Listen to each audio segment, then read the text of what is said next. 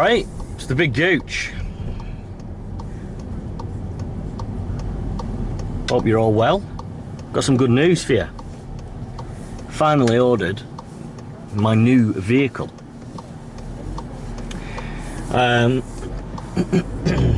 It's not going to be here for a few weeks yet. It doesn't even arrive in the country till March the 20th.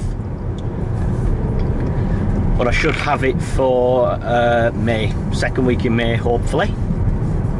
All being well. You'll all know what I drive at the minute. It's boring, proper dad wagon. Reason I got it, because I had another little kid. Now I can get something a little bit more suitable to my needs.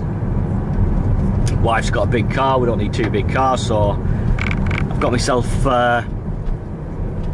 the new Polo GTI. It's the GTI Plus, so that's got extra things like the adaptive LED headlights, the adaptive cruise control, just a lot of other little toys that are quite nice to have. I've already bought a few little things for it. That my intention will be to, as soon as they're available, get a map for it. So yeah, I'm looking forward to that. Got new cameras, new editing software,